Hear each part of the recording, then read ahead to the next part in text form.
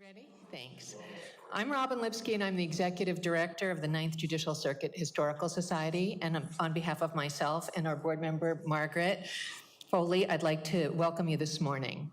I don't want to take a lot of time away from our amazing program, but I did want to tell you a few things about the Ninth Judicial Circuit Historical Society. Our mission is preservation of the vibrant legal history of the West and education generally about the importance of an independent judiciary, a very important topic. We accomplish our mission through our oral history program, through our journal, Western Legal History, the next issue of which is dedicated to women's suffrage in the West. All of the Western states had suffrage in advance of the adoption of the 19th Amendment. It's something to be very proud of, and we have a great edition coming out about that. And through our traveling exhibit programs. We did a program on Executive Order 9066 and the incarceration of Japanese Americans during World War II. We did a program last year, a traveling exhibit last year about equal protection in education. And we also accomplish our mission through programs like today's programs. Before I turn this program over to Margaret to tell you a bit more about it, I'd like to just say a few thank yous because programs like this really do take a village to put together. In addition to our fabulous panelists, I'd like to thank our hosts today, Dean Hamilton, and the faculty and staff of the William S. Boyd School of Law, and especially Professor Traum, and also Nakia Jackson-Hale. I'd also like to thank the Ninth Circuit Court of Appeals for their tremendous support of this program and its staff, especially Susan Gelmas and Richard August, and also the District Court of Nevada's court and staff as well. They are all essential to this program happening today. And now I'll turn it over to my board member, Margaret Foley, who was also essential in putting together a tremendous amount of effort to make this program a reality. And with that, Margaret. Thank you, Robin. So this is the very first program ever that the Ninth Judicial Circuit Historical Society has held in Nevada, and I'm tremendously excited to have been able to help put it together. The series of women in law programs the Historical Society has been doing started in San Francisco last year. And then there was a program in Hawaii, a program in Los Angeles, and we're here today. And then next month will be Seattle. And it's just been, I've seen the San Francisco program and the LA program and heard about the Hawaii program, but it's just been sort of an incredible combination of trailblazing women with, amazing careers and absolute professional confidence, sort of being a little bit more confessional about the things they've undergone as being women and that they've overcome and have shrugged off very often. And there's sort of intergenerational issues that have come up in these talks, kind of the generation who came a bit earlier and put up with things that no one would call a female attorney, hey, you, little Miss Muffet, in the last 20 or 30 years, but earlier than that, they went through it, and sort of you realize some of the obstacles that some of them have overcome, and that the next generation sometimes takes for granted. But it's fantastic. I hope you enjoy the program. I'd like to introduce our moderator, Professor Ann Traum.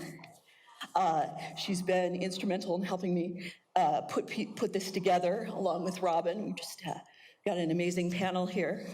Thankfully, you all could join us. Ann Traum joined the Boyd School of Law faculty in 2008 after serving as trial attorney at the U.S. Department of Justice and an assistant federal public defender. And she's worked closely with the state and federal courts to improve legal services and access to counsel in civil and criminal cases. With that, I turn it over to you, Ann. Thanks. So I turned on my microphone. Is everyone here? Fine. So we need to turn on our microphones before we speak. Get green lights. So thank you, Margaret and Robin. I am delighted to be here. I'm thrilled with the fabulous turnout. I am sitting among amazing, pioneering women and we have a great deal that we owe to them. They are also normal people, and you'll see that, I think, as well. So that's just humbling in both respects, that we sort of have a theme here of going first, and so we will highlight how each of them has been first. And when I introduce them, I'm not going to give their full biographies. We would just encroach on the time that we get to spend with them. So I'll be brief. These programs, and I've seen the San Francisco one and the Los Angeles one, are really coming just at an incredible moment of sort of framed by Me Too, followed by incredible activism, and amazing achievements in Nevada. Obviously, we have our 2 congresswomen now, we have 2 senators, we have our majority of legislators are women, the majority of our Nevada Supreme Court are women, the majority of this faculty here at the law school are women. So this has been actually going on for a fairly long time, but I'm happy that now in 2019 we are celebrating it. I'm also really happy that this is a historical program, that we're actually viewing this as a kind of history, as a kind of oral history, to learn from and tell and retell some of the history that's been experienced and been made, and to celebrate those voices, as well as to reflect on the significance of those achievements. So let me introduce our panelists, and then we'll get started. What we're planning to do here is to have a roundtable where we can just share stories and chime in and share experiences, and we hope to have some time for questions, and then we'll also have a reception after, so if we don't get to your question or you want to say hi to people, you'll have an opportunity to do that. So first, let me start with Judge Rawlinson. She serves on the U.S. Court of Appeals for the Ninth Circuit. She was earlier appointed to the Federal District Court, and with that appointment became the first woman as well as the first African-American judge to serve on the Federal District Court. Then she was elevated in 2000 by President Clinton, and she became the first African-American woman to serve on the Ninth Circuit, where she remains. Next is Chief Judge Gloria Navarro. She serves on our Federal District Court. She's the first woman to serve as chief judge of that court, and was also the first Hispanic to be appointed as an Article III judge on the court. Not the first Hispanic, your first Hispanic woman. First Hispanic woman. Sorry. Sandoval was the first. Oh, Sandoval, I'm sorry, yes. Right, sorry. Then we have Franny Forsman, who has been practicing in Nevada for a long time. She was the first female partner at Beckley Singleton, which was a storied Nevada law firm, and then was also the first woman appointed to serve as federal defender in Nevada, which is a position she's held for 22 years. She's also a writer and a teacher and a fellow of the American Academy of Appellate Lawyers. And then finally, we have Becky Harris, who represented District 9 in the Nevada State Senate before being appointed in 2017 by Governor Sandoval as the first woman to chair the Nevada Gaming Control Board, and she recently joined UNLV's International Center for Gaming Regulation as an academic fellow. So we're pleased to have them all here. Maybe we should just give them a round of applause to welcome them.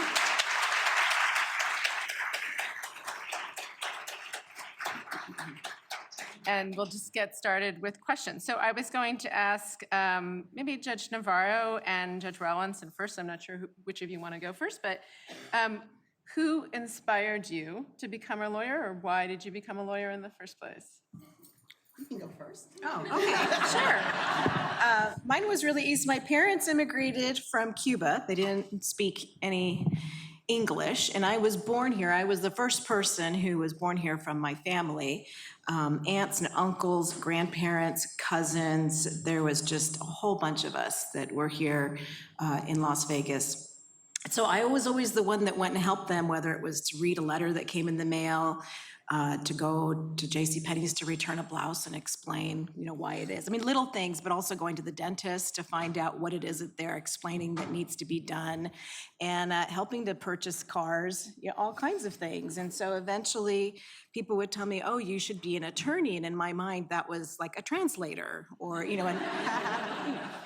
a minor advocate, translator type person. I didn't know any attorneys, and it wasn't even until I was in law school that I actually met a group of attorneys and understood better what that meant. But that's how I got into law. When I was in high school here at Gorman, one of my teachers assigned me to be one of the two individuals arguing orally in front of the mock Supreme Court that we had in the class. And I really enjoyed that too. And I was always into speech, and I was always the class representative in high school. Well, in elementary school, I was the class president and, things like that. So I was a speaker and a representative in that way. And just kind of, everyone just kept telling me to do it. And I thought, yeah, well, okay, if it's something that comes naturally, maybe that's a good thing to do. And that's how I really got involved with it. Interesting. How about you? I grew up in North Carolina, and nobody told me I should be an attorney. I integrated a high school, so I lived the aftermath of Brown versus Board of Education. So my class was the first class that was fully integrated in my hometown. My high school guidance counselor told me I would make an excellent maid because I was well-spoken and I was neat. So that was the career advice I got from my high school guidance counselor. Nevertheless, I went to college and I majored in psychology. I didn't know any lawyers. I had never thought about being an attorney. When I finished my degree in college, I was hoping to be a counselor, but I didn't know at that time you had to go to graduate school in order to be a counselor, and I simply could not afford it. So I took a job with the federal government in human resources, and I liked the job, but I didn't really feel that I was reaching my full potential. And my husband, who was my boyfriend at the time, had a friend who was going to law school at the University of North Carolina at Chapel Hill. And one weekend we went down there to visit him just for a social visit, and he started telling me about all of the incredible things he was learning in law school, what to look for when you buy a car, what the pitfalls are when you lease an apartment, if you don't get a job, what your rights are. And these things I had never thought about, and they were fascinating to me, and it sounded so empowering. And I was talking to my husband on the way back, and he said, why don't you just take the LSAT? And I said, okay. I didn't know a prep course, nothing. I just took the LSAT, and fortunately I got a high enough score that I had the opportunity to go to University of North Carolina at Chapel Hill. But my husband at the time was in ROTC, and he got stationed in California. And I had no idea of any law schools in California. I felt myself fortunate to be able to be admitted to University of North Carolina, Chapel Hill. So in these pre-internet days, we went to the library, took out the atlases, and tried to find out which law schools are in Sacramento. And we found McGeorge School of Law. And I got a scholarship there, went there sight unseen, and that's how I became a lawyer. Franny, do you want to weigh in on this question? Well, I was, when I decided to go to law school, I was living in a residential drug treatment program with my 2-year-old as a social worker.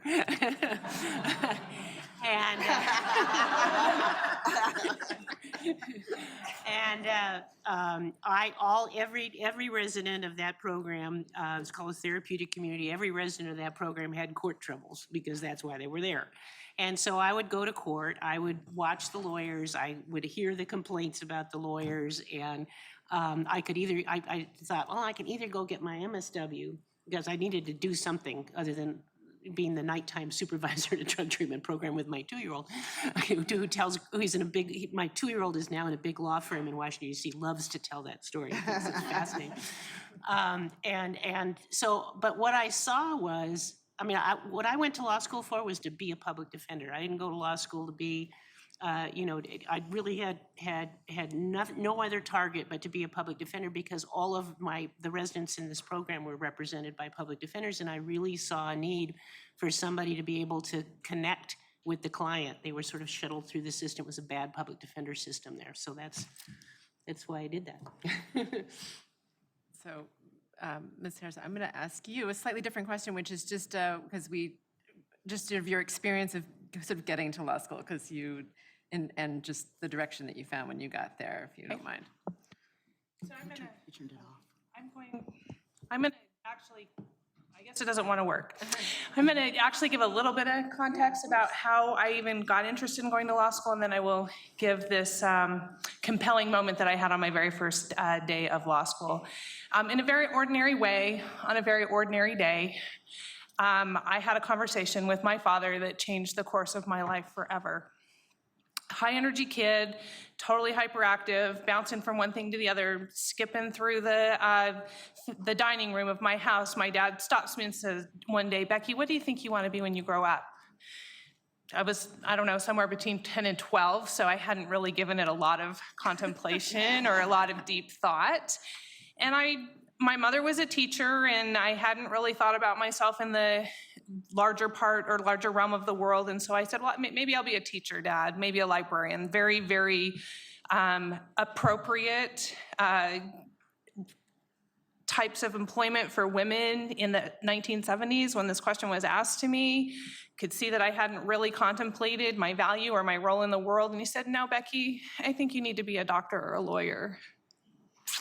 And I thought about that as I went through my education, this just very pedestrian conversation where my dad took a moment to inquire about me and my life, and he put me on a track not realizing it to go to law school. So when I was in high school, I took classes like debate so I could work on my speaking skills. I took advanced English classes and all those other things that would set me up for success if I went to college and decided to ultimately pursue a law degree. I knew in the 3rd grade I was going to college. There was never a question. I heard some teachers talk about the fact that they had gotten a scholarship in college. I had no idea what a scholarship was, but I knew I was going to college.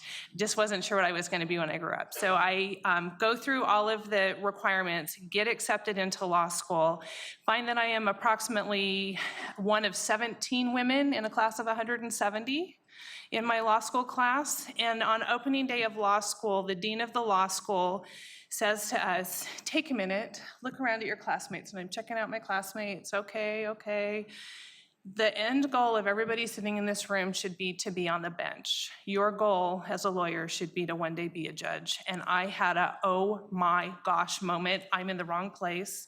I have completely made the wrong decision because I don't know what I want to do as a lawyer, but I know I don't want to be a judge.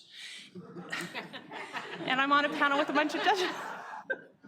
And judges are fabulous and wonderful people, but I knew even then, even in my unsophisticated way, that when people go into a courtroom, it's because they can't work out their own problems, and they have ceded the right to make a decision to another person. And I didn't want that responsibility. And so I wound my way through law school, and I enjoyed it. And then my 3rd year of law school, I found this very lovely class called legislation, and went, oh my gosh, this is what I want to do. Not having any notion that ultimately one day I would go on to be in the Nevada State Senate as a legislator. But I loved the process of legislation. I love everything about it. And back in the time that I was in law school, they didn't have wonderful classes and experiences where you can do public interest, where you can work in guardianship court, where you can work with people who are having challenges in their marriage. None of that existed. And so it was pretty much, what kind of law are you going to practice? And I didn't realize how valuable my law degree would be to me during the course of my career, and what the opportunities that awaited me were in a non-traditional lawyer, judge track. And I am all the better for it. All right, so we're very anxious to get to the nursing while in court stories. But before we get there, because I know we're all going to feel much closer once we get to that. Before we get there, maybe we should talk a little bit just about early stage career choices and challenges. And I'm going to throw this question to you, Franny. We're just getting your foot in the door, getting started early, sort of the early challenges that you face. Well, it took me a while to get my foot in the door.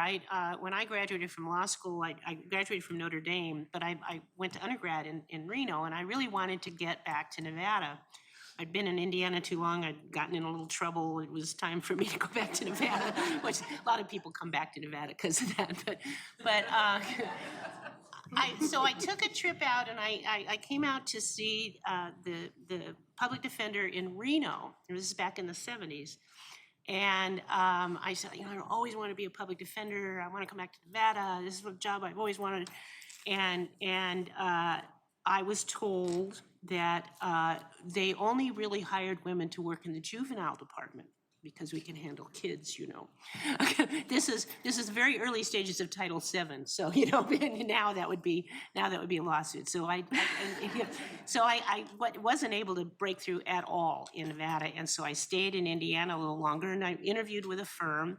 And some of you will not believe some of the things that were said back in the day, right, Johnny? I mean, you know, people would say that. Well, I interviewed with a firm in South Bend, and because I kind of felt like I needed somebody around me, you know, and I was told, but we already have a woman. So I ended up in sole practice all by myself, which is not a great idea. I never suggest that anybody come right out of law school and go into sole practice. You need the collaboration, you need the people surrounding you. But so it was a rocky start. It took me until I finally did come back to Nevada to get my foot in the door and to be able to really, for my practice to go, so. Judge Navarro, do you want to share with us just an early challenge or something that, in terms of just getting going in your early stages of your career, or the advice that you got? Sure. So my first year in law school was actually pretty good. The second year, I started getting really bored really fast and started wondering if I hadn't made a mistake. We didn't have back then very many clinic classes, and you didn't have an opportunity to participate in those until later. Until your third year. And my second year, though, I did find, and I wish I could remember the name of the professor who had started this because it was really a pivotal point in my career, an organization where they recruited people from the law school that went to the homeless shelter to help people who didn't have their ID because they didn't pay child support, who couldn't pay child support because they didn't have a job, who couldn't get a job because they didn't have the ID, you know, and they were just like stuck in this cycle of not being able to get out. And so we literally went on a bus and went downtown to meet with these folks, and we were given some forms and just told, you know, generally what to do to try to help people. And I came back and called up my mom. I remember I was like ecstatic. I mean, I don't know what methamphetamine makes you feel like, but I think if it's like this, I understand, you know, what the addiction is, because I was like, you couldn't bring my feet back down on the floor. I was just so excited, and it was like, this is what I want to do. This is why I'm in law school. It was just so exciting.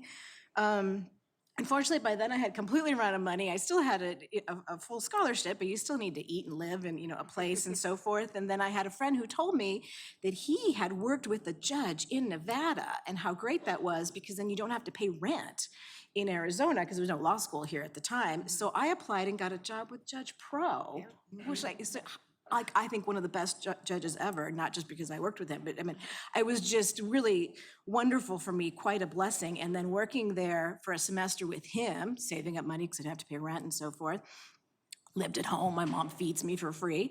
Then I was able to meet Franny Forsman. And that's how I got my first job that summer working. That was my first job because yes.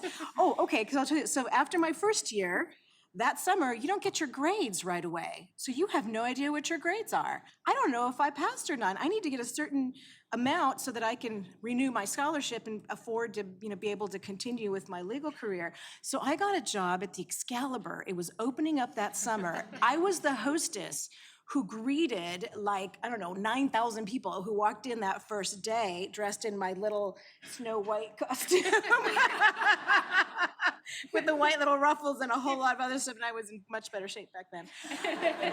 But I was a little Snow White looking person who would greet everybody who came in, and then after that worked in the buffet. But yeah, and I made a lot of money, and I did obviously get my scholarship, and then I bought a Mustang. A blue one, yes. But that was really, you know, watching Judge Pro let me watch trials, and that's how I knew I wanted to be a public defender. And it was just a great experience to be exposed. Like I think everyone's talking about here, you don't know exactly what you want, but you have an idea that maybe this is the direction you want to go. And then there's a lot of forks in the road, and some of them are like really not appetizing, and the other ones are like, wow, yes, fantastic. And sometimes you get in a rut, and you're not sure if you're moving in the right direction, and it's helpful to just kind of push through because something is going to happen, something's going to give, some window's going to open, you turn the corner and something beautiful is there. That's nicely put. Judge Rawlinson, do you want to just give us maybe some experiences or early wisdom that you must have? Well, my law Gained school early. career almost ended before it began. And I'll tell you why. Remember, I was at McGeorge in Sacramento. My husband was in the Air Force. He was an officer there. And at the end of my first year, I discovered I was expecting a child, which was really good news in and of itself. But then we discovered my husband had been transferred to Nellis Air Force Base here in Nevada. And of course, at that time, we didn't have this wonderful law school. So we had to make a decision whether or not I would stay in California and complete my law school, or if I would move to Nevada and postpone my law school career. In the back of my mind, I thought, if I give up now, I won't go back because I'll have children and I just won't have the time. So fortunately, I was married to a man who was so supportive that he agreed to split his family up while I finished law school. So my husband moved to Nevada and I stayed in California. He supported me financially and emotionally. Every other week, he would drive from Las Vegas to Sacramento to spend time with his family. And the times he didn't drive, he would send me a plane ticket to come here. It doesn't get much better than that. So although it was a challenge for me, it really brought home the fact that you have to marry the right person in order to succeed in this profession. I had my daughter during the right person or people. I happened to, mine lasted 43 years, so it was the person for me. But my daughter was delivered during spring break of my second year of law school. Perfect timing.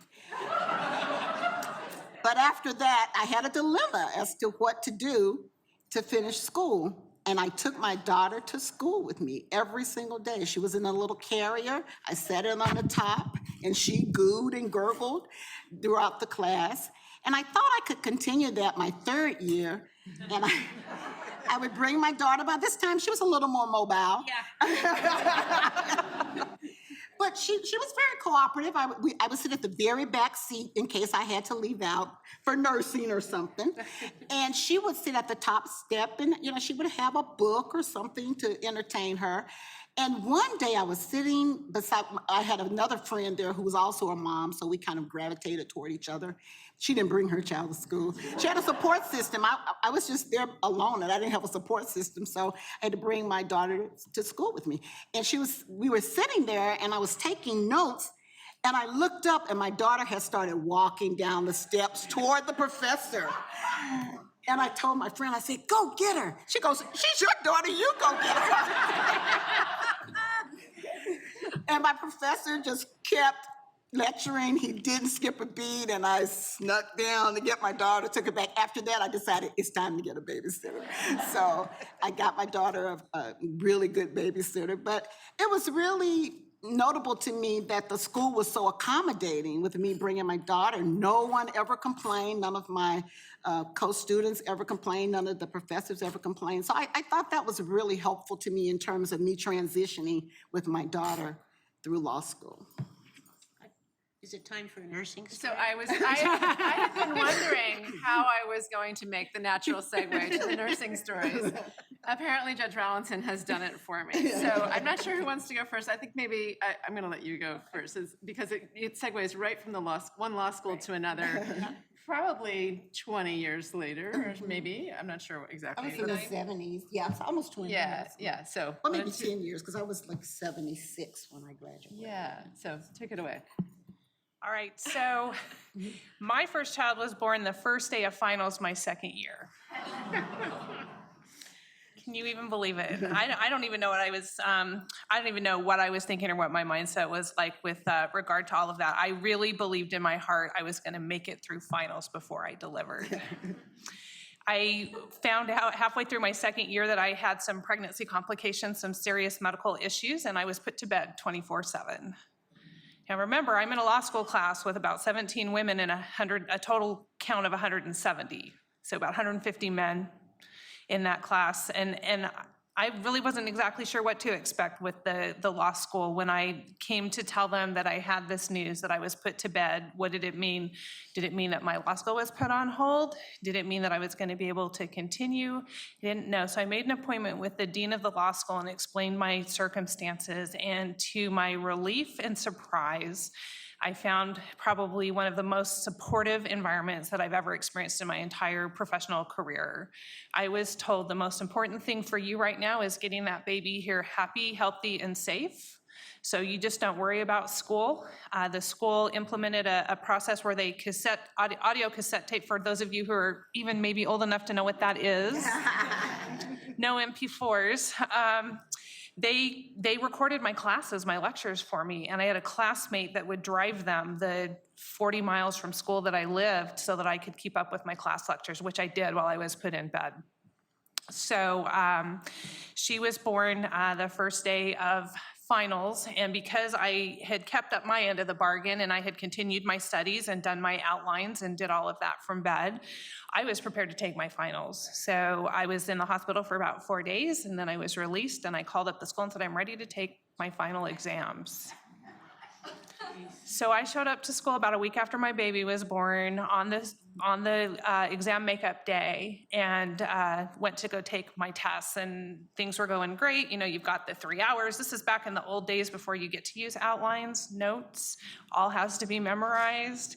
And so I'm sitting there, and all of a sudden I realized that it was time to feed my baby. Well, my baby's in the hallway with my mom. I'm on a 3-hour clock, and I'm not getting up to leave. And female bodies are different than male bodies. And it became very apparent that it was time to feed my baby. And as I looked down and went, oh my gosh, what am I gonna do? I'm horrified. I'm in a room of probably 20 other students, all men. Lucky for me, it was late snow in April in Utah. So I casually try to put my coat on and zip it up so that I can continue to take my class, or to take my test and finish my class. And then as soon as my test was over, of course, run out into the hall and take care of the needs that my baby had. But that's an interesting experience to have. That was back in the days before the ADA. And as you know, 30 years later, we're still struggling to find compliance with the ADA. This is before any kind of ADA accommodation was ever even considered. And so had I asked, I probably would have been able to get an accommodation, but I was like a 7-day-old mother. I had no idea what kind of accommodations I needed. And sometimes you just find yourself as a trailblazer in a situation where you just make the best of the circumstances that you find yourself in. Okay, who is next with your nursing story? Actually, my nursing story is too similar to, so I'm going to tell the labor story. So I guess we should have done the labor stories before the nursing, but that's okay. Take you back in time. So I'm about, 2.5 years out of law school. I have a sole practice, and with another woman, I have the Women's Legal Clinic of Johnnie B, which was all family law. Before there was advertising and that kind of thing, but we were going to light the world on fire with this clinic. It was a horrible work. But most of my practice was family law, criminal law, and then very early stages of Title VII. But so I've got Laurel must have been about, 6 months old, and I didn't have any place to, we had doing, those bouncy things in the doorways. The woman I was practicing with, we had three kids and doings, the office bottle, all that sort of stuff. So I go over to the courthouse, I have to do this emergency hearing. It involves some battering, it was quite emotional, but so I take Laurel, and the clerks were great because there were like 3 or 4 women lawyers, and they loved the women lawyers. And so the little clerk's office right outside the courtroom. So I take Laurel, and she was cute, and they took care of her in the clerk's office. So I go in. I remember labor. It's not nursing. It's labor. So I've completely mixed you up. I'm going in the hearing, and about ready to give birth. I go into labor, and I'd taken the Lamaze class, right? And so what do? That you're in there, I'm doing the blowing thing and all of that as I'm in labor. There's an older male lawyer on the other side. There's an older male judge on the bench. They are completely astounded and scared and panicked. And so the guy on the other side, very contested domestic hearing, the guy on the other side says, "I don't care, Judge, just give her whatever she wants, get her out of here." And I suggest trying really ugly criminal cases while you're pregnant.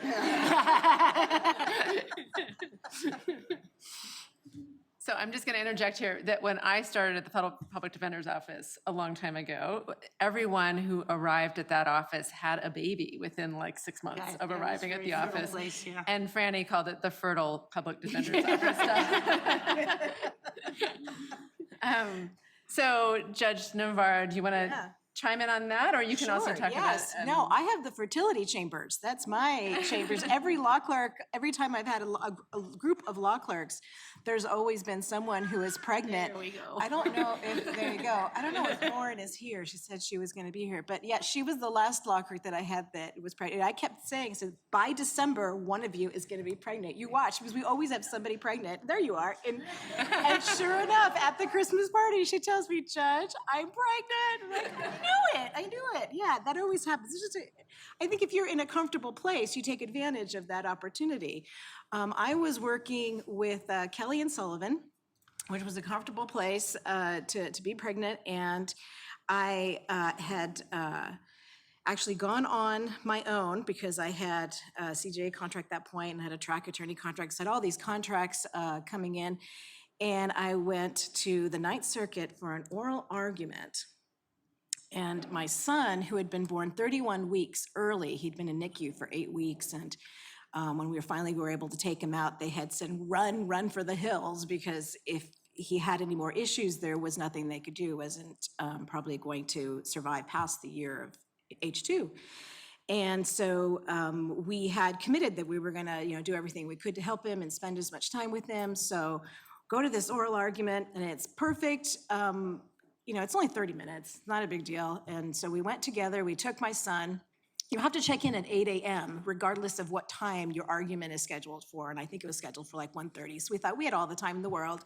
I'm wearing my sweats, we've got the baby, we go in to check in, and they say, well, we've rescheduled, we've had a change in schedule, and some cases have come off the hearing list, and so you're number one.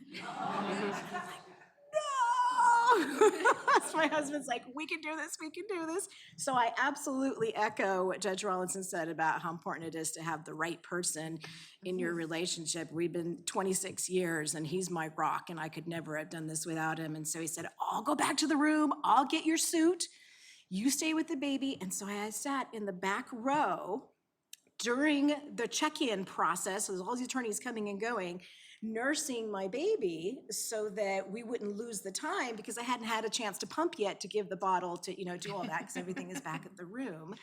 And it was actually Leif Reed was the U.S. attorney who was on the other side. And afterwards, he felt so bad, and he said, do you guys want me to give you a ride back to the hotel so you don't have to walk back? Because I think he had seen this whole thing happen, and I think he was very sympathetic to the situation. But you do what you got to do. When I was an attorney, and I'm short, so every time I'm pregnant, I'm wider than I am tall. I just look huge. And I had a trial in my 9th month. It was a criminal trial. And I found out afterwards that the judge and his law clerk were taking bets on whether or not I was going to, drop before the verdict. It was pretty close. And, you just do what you have to do. And, unfortunately, that jaded me quite a bit, because then later on, fast forward to just recently, where we were at a meeting and we had some lawyer reps, and Judge Traum has been one of our lawyer reps. It's a lawyer that helps the court system as a representative to meet with attorneys and help us to be more aware of issues. Made a presentation about the need for lactation rooms in a courthouse so that female attorneys don't shy away from taking that big case at their firm, because it's probably going to go to trial. Apparently, there are a lot of women who weren't taking that case because they knew that it would be too inconvenient for their family if they had to go to trial. And so we talked about a lot of different things, and at first, I have to admit, I was like, oh, suck it up, come on. like, come on, sister. And then as as they progressed, and there were a number of different people who spoke about their experience, I started realizing, boy, you really just are a bunch of entitled, just self-entitled women. It finally occurred to me, and that's what we want, isn't it? Like you have a self-entitled attitude, and that's great. And you are right. You deserve to have, and we all deserve to have a lactation room. So now we do have lactation rooms in many of the federal courthouses. We do now in Nevada as well, but it was a long time coming. And I feel like I'm to blame for that myself, because it just didn't occur to me that that was a thing, because we just kind of sucked it up. Sucked it up, so to speak. Or the babies did. I would just like to add one other thing that brings home the point that although we're judges, we are normal people who have the normal problems that other people have. And I think the good thing about us having gone through these experiences is that we are a lot more understanding when those experiences are presented to us as decision makers. I've had a long-time judicial assistant as well as one of my first clerks who came to me, and they were both expecting, and they were hesitant about telling me that they were expecting because they thought it would harm their chances of being hired. And eventually the law clerk told me, she said, "Judge, I have to tell you that I'm expecting a child." And I told her my story about how I had a child in law school, and that put her at ease in terms of whether or not it would be an impediment to her having a job. And the same thing with my judicial assistant. So I think these experiences we have equip us to be a lot more compassionate and empathetic when we see those experiences reflected in others. So Judge Rawlinson, I want to keep you on the spot for another moment here. And I maybe shift gears a little bit, which is think maybe either more, not just any particular job. You've had a bunch of different jobs. You've been in a leadership position and as a judge for many years. So just thinking back, what do you wish you had known earlier in your career? Maybe it's something you actually share with the people who you mentor, but if not, just to think about what did you wish you had known years ago that you've learned on the job since? I wish I had known years ago that I could be a lot more aggressive and still be successful. I think for the first generation of women lawyers, many of us thought that we had to be less aggressive so as to not offend the male attorneys whose ranks we were trying to join. And so oftentimes I think perhaps I was not as assertive, I'll say, as I became a more mature lawyer. And if looking back, I would have liked to have been that person from the beginning. Ms. Harris, do you want to chime in on sort of a similar type question, however you want to answer? Certainly. I wish that I had learned earlier how awesome it is to have a law degree and just how flexible that law degree actually is. That law degree allowed me to practice law. It allowed me to teach. It prepped me so that I was successful in the legislature and understood how to make laws and how to be successful in that venue. And then it carried me through my most recent employment as the first female chair of the Nevada Gaming Control Board, having that legal background, understanding the litigation that the board was involved in, being able to recognize when regulations needed to be changed and working on how to get those regulations changed, understanding patron disputes and the rights that those patrons had, looking at employee registration work cards and understanding the employment issues that were involved. All of those things were part of a legal education that I not only gained in law school, but continued to gain as I practiced and experienced all the different areas of employment that I was able to be involved in because of my law degree. It truly, I believe, is the most flexible degree that sets you up for the best possible professional success. Franny or Judge Navarro, do you want to share sort of lessons learned or things that maybe you think about a little bit differently now, just with the years gone by? In contrast to what Judge Rawlinson said, I actually wish that I hadn't been quite as aggressive as but there was a reason for it. I mean, Dan and I practiced together back in those days in a sort of a rough and tumble law firm. That's sort of its reputation. But I thought, and I still think this may happen, is that I thought that I would not get taken seriously unless I was really, really tough. And, I had to learn a lot of bumps and bruises by denying an extension of time or, just trying to act like a real tough guy. And so I don't have to do that anymore. And so I didn't have another woman mentor to maybe say, Franny, you don't have to be such an asshole all the time. So Judge Navarro, let me switch up just the question for you just a little bit, which is related to this, which is, how did you find your style? You became the chief judge.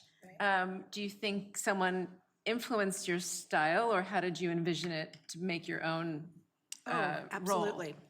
Absolutely. Early on, when I had a preliminary hearing out in North Las Vegas in front of a pro tem judge who was a female, and afterwards I came back to ask her, and I said, I just wanted to get some critique on my performance, the skills in court. And she said to me, you need to be meaner. I thought, oh, I need to be meaner. So I was kind of on the heels of, the great feminist movement. And a lot of the women that were my age that were getting into law were very physically strong women who were, aggressively in their tone able to command respect. And I'm very short, and I'm just not a very loud, brazen type of person anyway, naturally. So I went back to Kevin Kelly, who was my boss at the time, and I said, what do you think? And he said, no, it's not you. It's going to be insincere, and it's going to look ridiculous. You just can't do that. You have to be you. And so long as you are sincere and honest, that reputation will push you forward. It might not make a big impact when you walk into a room necessarily, when you first open your mouth and say something, but over time it will build, and you'll have that credibility. And I think that's what helped me. It took a while, but I think that's what helped me. And then when it came time to determine whether or not I wanted to be a judge, I actually turned it down at first. And Harry Reid likes to tell this story, but I really did. I said, no, thank you. And I'm sure there's other people who could do this. And there weren't any females on the bench at that time. Judge Rawlinson had been there for about 2 years and then elevated. So again, there was really no men there. And it was very well known in the paper and just in the lawyer circles that, there needs to be a woman. And so I was kind of afraid to say no. I was like, not me, so long as you do pick another woman, but, maybe not this woman. And really most of it was because I couldn't see myself being, a mean, grumpy, older man style. Like, I just thought that's what, I would have to be, and I didn't want to have to be that. And it was actually my husband, again, who said, well, maybe he's asking you because we don't need any more of those kind of judges. Maybe it's okay to have a different kind of judge who's just able to make a decision, articulate it, but doesn't have to necessarily bark at everybody all the time. And so I thought, well, okay. I didn't actually think I was going to be appointed. So I said, okay, well, I'll give it a try. Let's see what happens. Yeah. But I think that if you're yourself, that reputation in this legal field, you're not a runway model, although it kind of feels like that at the beginning, especially if you're a woman and how you dress and how you look. It seems like very important. But really, this is a very long career. The older you are, the grayer your hair gets, you really have a lot more respectability and wisdom, and that's okay. You don't have to be the bull in the china room, right at the beginning when you hit the skids in your career. I just wanted to add that one thing that Judge Navarro said resonated with me, because oftentimes when you are being chosen to be the first, it's not necessarily something that you feel you can say no to. And I remember, as Ann mentioned, I had only been on the district court for 2 years when Senator Reid approached me to consider being on the Ninth Circuit Court of Appeals, and I wasn't sure I wanted to do that. I really liked being a trial judge. The Ninth Circuit had a not-so-stellar reputation, especially in the Supreme Court, and I didn't know if I wanted to do that. But Senator Reid said, it's bigger than you. And that really struck me that he said that, because I have been the only African-American woman on the Ninth Circuit for 19 years. And so if I had not taken that position, there would not have been an African-American woman on the Ninth Circuit. So it really is bigger than us oftentimes when we take these opportunities. That's impressive. And maybe not all that great overall. It's, we're proud of you. Thank you. And I wish it weren't so lonely. Right.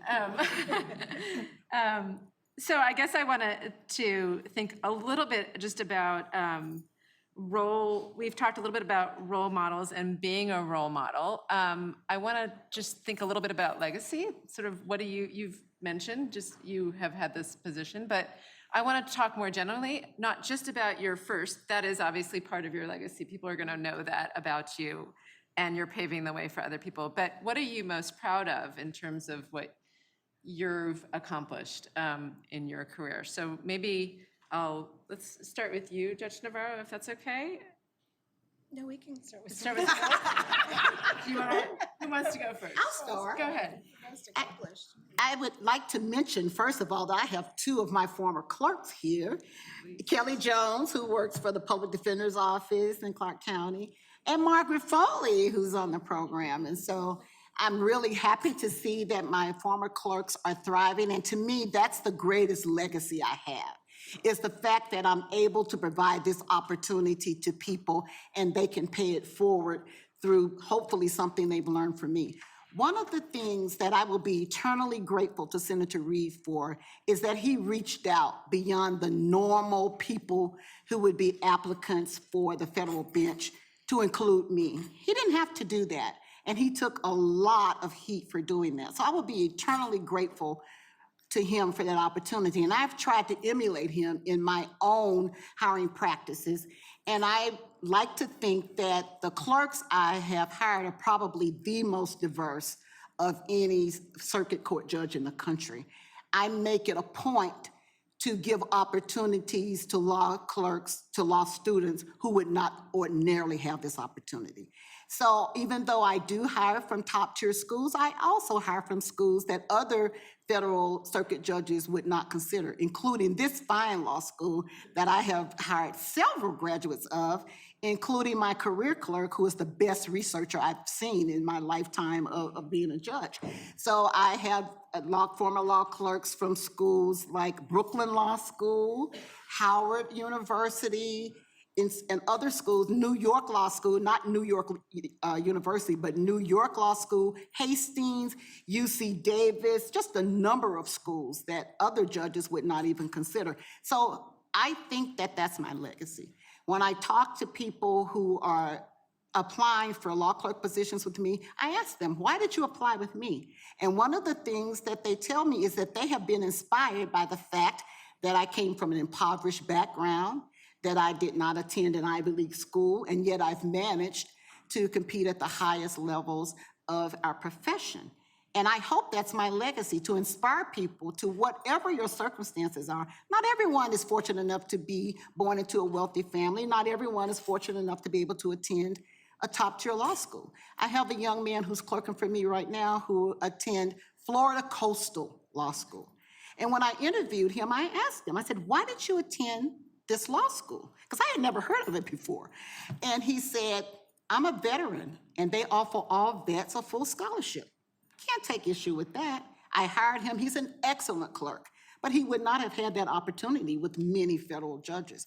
So I hope that's my legacy, that I gave individuals an opportunity to have this wonderful experience who normally would not have been considered for it. Does someone want to go next? Anyone? Doesn't have to be a complete legacy. Just a thought. Yeah.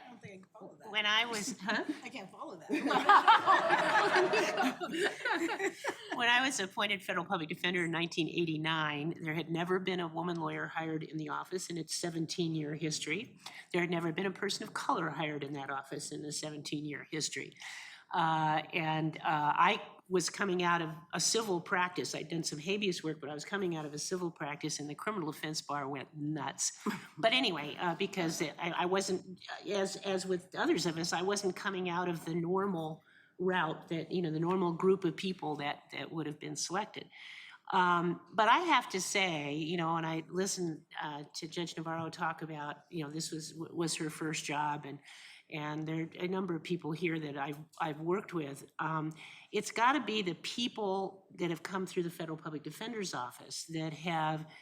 What I did when I got there was I took the things that I had learned by working in a big firm and said, poor people get a shot at this too. They get a shot at the kind of resources that firms have with paralegals and collaboration and multiple reviews of briefing and all of that kind of thing. And so you got people who had the heart of a public defender being able to experience practicing really good high-end law.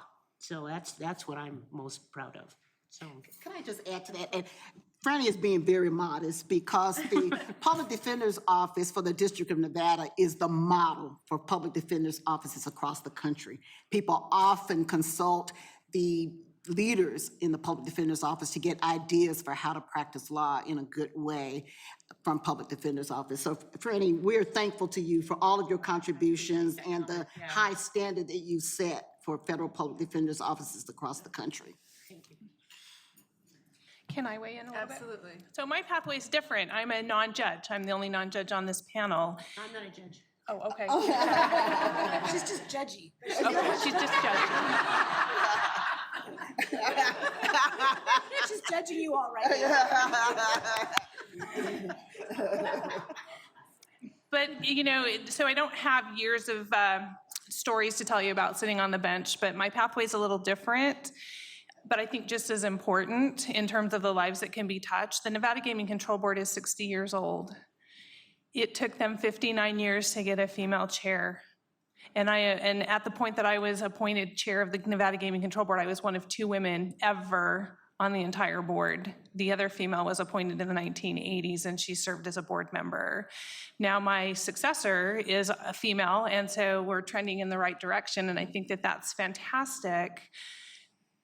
But in the gaming space, you're often the only woman in the room, which I'm comfortable with. I had 4 brothers. When I was in the legislature, I was one of 2 female legislators in my particular caucus, and I had the pleasure of being able to speak for vulnerable populations. And so as a state senator, I brought guardianship bills that sparked the guardianship reform movement that have resulted in some benefits here to the law school among the guardianship practice of law areas and specialties. And I think that that's important because even though I don't get to find justice for parties that are litigants, I was able to find a way through my career to be able to speak for vulnerable populations. I was also an advocate for children and children who were usually abused and exploited. And then at the Gaming Control Board, my 5th day of work, there was a headline in the Wall Street Journal that I will never forget.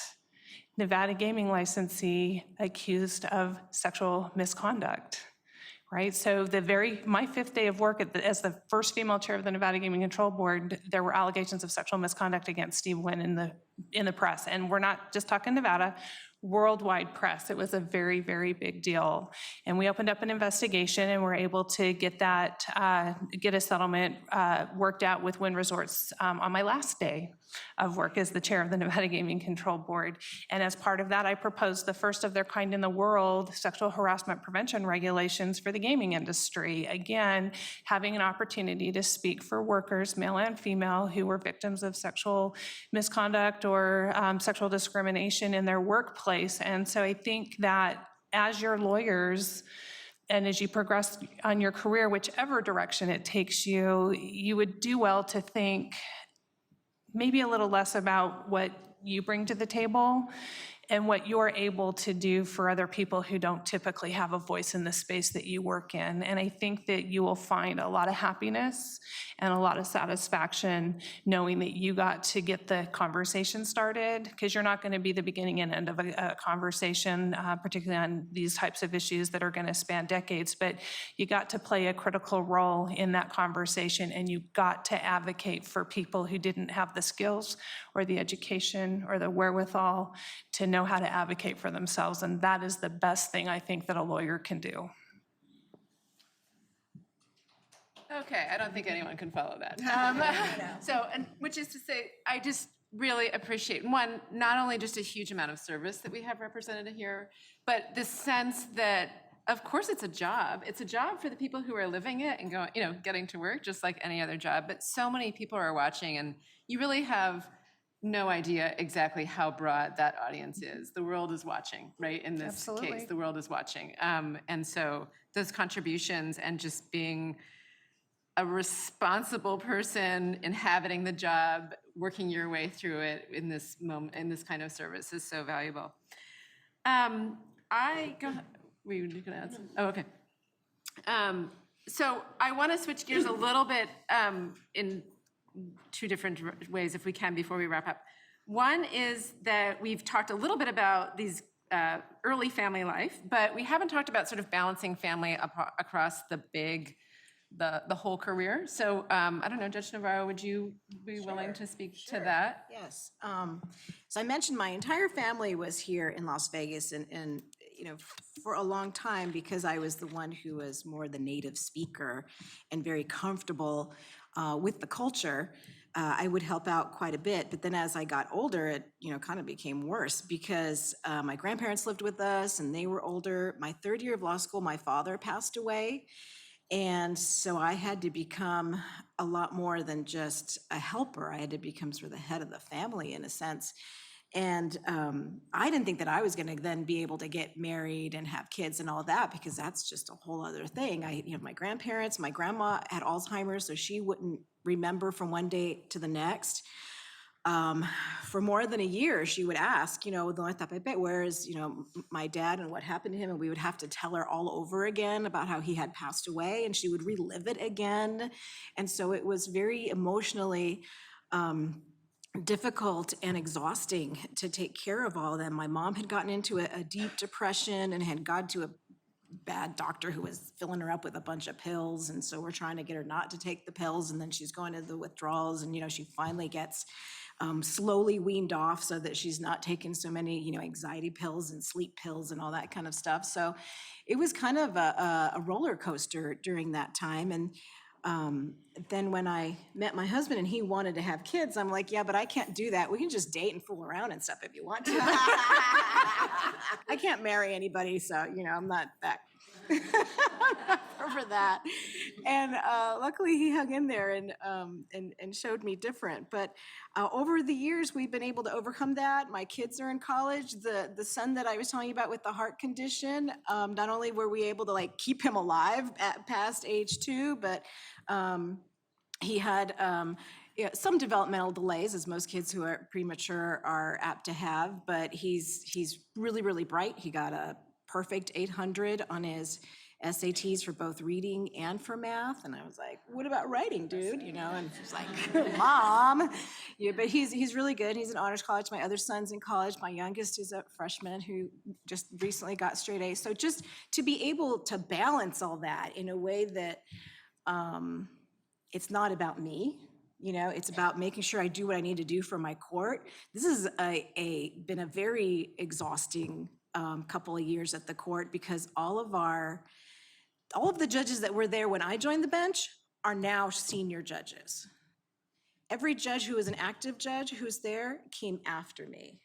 And so I'm back to where I was at the beginning of my career, where I'm kind of like the jelly in the sandwich that's trying to hold all the bread pieces together from falling apart, where you've got your senior judges that you don't want to alienate because you want them to stay as long as you can, help them to stay. And at the same time, you've got all these new judges who are brilliant and have all these amazing ideas for how we can change the court for the better, and then you're trying to keep the judges who still want to use word perfect. And you're like, we're moving on to Word. And so getting them training, and, I know about your macro, I get that, but we're gonna, and, so for me, I guess it's just kind of been the family of my career as well as the family at home, and trying to figure out how to balance that. So, and my law clerks are my family too.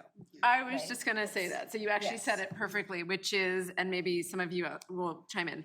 We've definitely had a theme, which is your support system is where you find it, right? And you're not necessarily sure where you're going to find it, but you find it. But also, not only does family possibly compete sometimes with your career, but it may enrich your career, make your career more possible and better because of it, because of the support and skills that you're getting. But I was wondering if anyone else wanted to chime in terms of balancing their family and I will. their work family. So my judicial appointment was a family decision. I remember when Senator Reid called me to ask me if I wanted to be a judge, I had no idea what he wanted, because those of you who know Senator Reid know that he does not chit-chat. When he called, he said, "Can you be in my office tomorrow at 4 o'clock?" And I said, "Sure." And he goes, "Okay," bam, hangs up the phone. And I was like, what was that? He doesn't say goodbye. He doesn't know, he doesn't say goodbye, he just hung up the phone. And I went home and I told my husband, I said, "Senator Reid called me today." And he goes, "What did he want?" I said, "I have no idea." But I'll be there at 4 o'clock tomorrow and I'll find out. And I thought maybe he wanted me to work on his campaign, which I was perfectly willing to do. But when I got there, he asked me if I wanted to be a federal judge. And I had never thought that was coming. I said, "I have to talk with my family." And he said, "Okay, you've got 48 hours. Let me know." So I went home, I called a family meeting. My older daughter was in college, my younger daughter was in high school, and my son was 7 years old. And I told them, I said, "Look, Senator Reid has asked me if I want to be a judge. If this happens, it will change our lives immeasurably. You can't screw up on anything ever again. Because the first thing they will say is, daughter or son of Judge Rawlinson does such and such." So we have to have a commitment from everybody that we will be on our best behavior for the rest of our lives. That's what we're working with. And everyone gave the buy-in. And when I went for the confirmation hearing, I took maybe 15 people, which took up most of the seats, including my nephew had a Boy Scout uniform on. I wasn't missing any tricks. So I introduced all of my kids as straight-A students, my nieces and nephews as straight-A students. And afterwards, Senator Hatch came down, and I was worried about Senator Hatch. He came down and he said, "That's quite a clan you have there." I said, "Thank you, Senator Hatch." And after that, it was smooth sailing. So it was a family project. They all bought into it. And from that day to this day, they've been probably my rock. Very well behaved. That's amazing story. So I want to just say, I'm about to ask one more question here, but if we do maybe have a few minutes for audience questions. So I'm just telling you now so that you can prepare, get ready. I wanted to ask something about setbacks. So has anyone had a setback that they are willing to share that because what we're seeing is just these incredibly accomplished people. It all goes so well. Adjustments happen. People are supportive. But we know that the day-to-day is not always so perfect and rosy and that there are bumps. And we learn from those bumps. They're actually really important and necessary. So does anyone have a setback that they're willing to share? I don't know if I'd call it a setback, just some early challenges that helped lead me to some flexibility that I've now enjoying the fruit of that flexibility in my career. When I was married I didn't do anything traditionally, and I probably didn't think things through like I should have, but I got married about 2 weeks before I started law school. So there was another person that was involved in my joint decision-making, and as I graduated from law school, he decided to go to dental school, and so we moved from Utah all the way to Virginia, where I then had to go and look for employment, take the Virginia bar, and all of the things that go along with that, and so I was employment seeking, and you know, it was interesting. I chose to go with a small real property firm as opposed to one of the big law firms that they had there in Virginia, and I'm really glad I did. I didn't have the big salary that the big law firm associates had, but I didn't have to ghost all my hours on Saturday and Sunday either. And I learned very quickly that the alternate route or a off the beaten path kind of route was okay for me because it allowed me to have that balance. Coupled with that, my husband decided that halfway through military he was going to join the military. So, or halfway through dental school he was going to join the military. So this career that I thought that I was going to enjoy in Virginia, that I was investing in, just was not going to happen. And then we moved to Tennessee for a year, and then we moved to California for a year, and then we ultimately found our space here in Nevada, and not one to let challenges stand in my way. I immediately took the Nevada bar, started looking for legal jobs, and then decided to reinvent myself a little bit and came back to school and got a master's in political science here at UNLV and ended up teaching for a time while my children were little. And then when I was in the Nevada Senate, saw the email blast for the inaugural class of the LLM in gaming law here at UNLV and decided I needed to take that at the age of 48.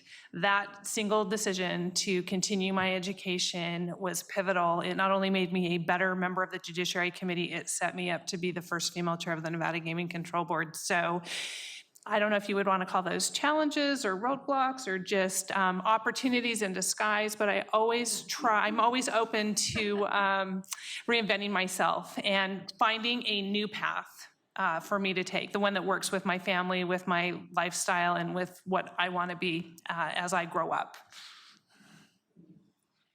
And opportunities in disguise, that's a word that we can use again. Does anyone have a question that they'd like to ask our panelists? Any braves? Oh, Jean Sternlight. Yes, go ahead. So this has been wonderful, and I thank you all, and we have started to press about, and that is great. It's, for the most part, been really upbeat, and I know there was that last question about setbacks, but I'm wondering, oh, surely my voice is loud enough. We had the last question was about setbacks, and you did tell a few stories early on, a couple of you, about the bad old days. So I'm just wondering if there's anything that any of you can add, not only maybe about the bad old days, but what's it look like today? Because that's the question I always get from my students, some of whom do think, well, that's the bad old days, and now all that sexist bad stuff is behind me. And I wonder if it truly is, because I know if I were on the panel, I would have had a few stories about being called Esquiress and things like that that were a little bit strange. And I'm just wondering how much of that you experienced or what remains. I'm going to open it up to whoever wants to jump in. There's definitely, I'm sure, stories and predictions. Well, when I first started practicing in Las Vegas, we were called lawyerettes. I think, you remember that? Like the Rockettes. I think, now, I think those of you, I see several of you out in the audience who are with big firms.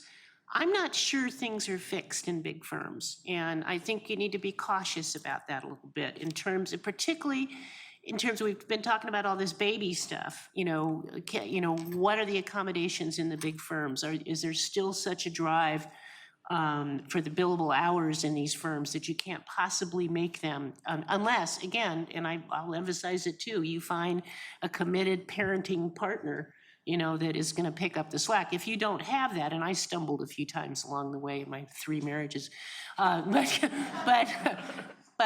I think we still need to take a look at big firms and see whether or not the opportunities are still available to women, particularly if they are raising a family during the period of time in which they would really be succeeding in their career. Could I weigh in? Yes, absolutely. On another front, we have recently in the federal judiciary instituted a nationwide initiative to curb sexual harassment. Unknown to many of the judges on the court, apparently sexual harassment was rampant among female law clerks. And because they were required to sign a confidentiality agreement about matters that took place regarding the cases, they were under the impression that they could not complain about the sexual harassment that took place in chambers. So we were appalled to discover that in our midst, the female law clerks were being subjected to horrendous practices. And so I think there still is a lot of work to do in terms of making sure that everyone who works for us is treated with courtesy and respect, no bullying, and no requirement that you leave your dignity at the door in order to take this position. And here's the problem I have, I absolutely agree. Here's the problem I have with the Me Too is that, and we've been talking about this as chief judges in the country. In DC last year, and we're going to go back again in March, back with our numbers. which was brought up by some of the other chief judges that realized the problem is now, what is the new trend going to be? Essentially, the judges who weren't hiring female law clerks are going to say, told you so. And the judges who were hiring female law clerks are going to say, oh no, what did I get myself into? Now, there's a whole other layer of complication. And so we are following with numbers, and we're all supposed to be telling our HR to follow with the numbers, how many females were hired in the past and how many female law clerks are being hired now, to make sure there isn't a shift. So we had training that was mandatory training in our court here in Nevada, and included all of the judges in a separate session of just judges. There was also sessions that were with chamber staff and with court clerk staff. And it was amazing to me to hear some of the stories of some of the judges, and when they interview female law clerks, and I imagine it might be the same in law firms too, they always leave the door open, always make sure the secretary is there. If they're traveling, they make sure never to have their seats on the plane booked where they're next to each other, so they sit separately. If they're going to be staying in a hotel, not staying in a room that's on the same floor. You don't go down to the bar. Sometimes you get there late, especially if you're going back east. By the time you get there, it's late. There's not anywhere to get dinner, but you can always go to the little hotel bar and get some kind of burger or something, not to eat at the bar with the law clerk. I hadn't really ever thought about these things. It was eye-opening to me, but if it was a male law clerk, that wouldn't have been a concern. So that really bothers me, and a lot of us. It's not just me, and it was brought to my attention, and I agree that it's something that we need to be careful about, is any kind of, I guess, would you call it a backlash? And to make sure that we're aware of it. Well, I really hope that doesn't mean that because from what you described, I hope that doesn't mean that judges and others will be reluctant to hire women because I have of all that kind of extra questions. labor. Does that mean that I can't, if one of my law clerks has a new hairdo, does that mean that I can't tell her that I like the hairdo? And then the answer from the trainer is, it'd probably be best if you do that in the company of other people. Wow. And not like if it's the two of you alone. Just to make sure it doesn't get misconstrued. Yes. So it's kind of a scary, the training isn't always for good. It's I'm sure you thought about job security and secrecy and protocols a lot. So I think for all of you that are in the audience today that are embarking on your legal career, it's been since 1964 that we've had the Civil Rights Act, right? We've had sexual harassment, discrimination laws on the books for over 50 years, and we are still almost daily seeing headlines about sexual misconduct and inappropriate sexual behavior between employees in sports leagues, in the Catholic Church, in nonprofits, in schools, and all that. So I think that while we've made progress, there's more progress to be made. Part of the reasons for those sexual harassment prevention regulations that the Gaming Control Board proposed. So it'll be your task, your journey, your pathway to help us find solutions to these problems that have eluded us for the last 5 decades. Professor McGinley, yes, we do, yeah. So hi, I'm Ann McGinley. I teach about Title VII, and I teach gender in the law courses. And I had a seminar last year where my students got together in groups of 2s, and they interviewed lawyers in Las Vegas. And this is part of a big project that I started in South America and Spain, and I'm doing it here.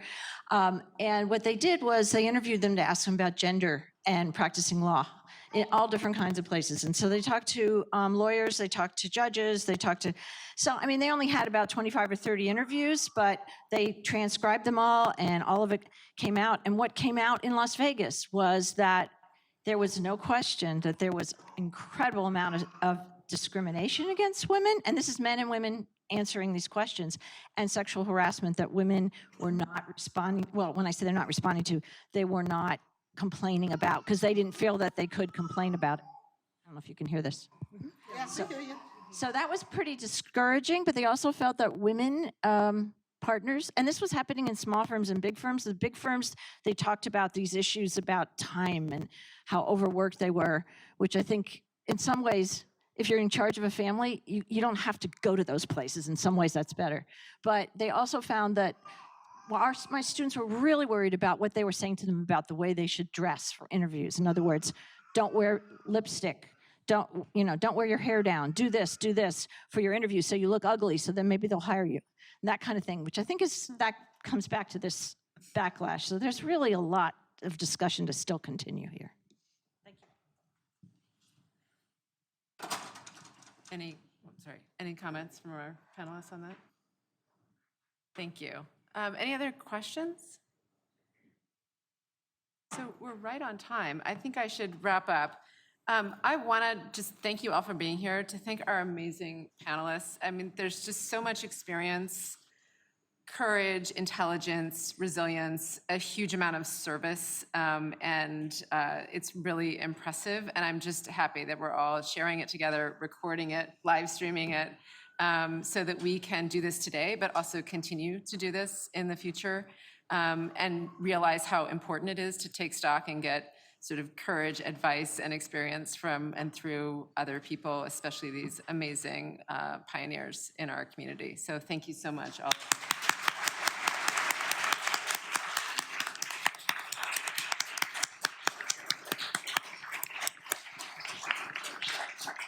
So I also wanted to thank you and to thank the panel and to thank you all for being here, and then just have a moment of logistics.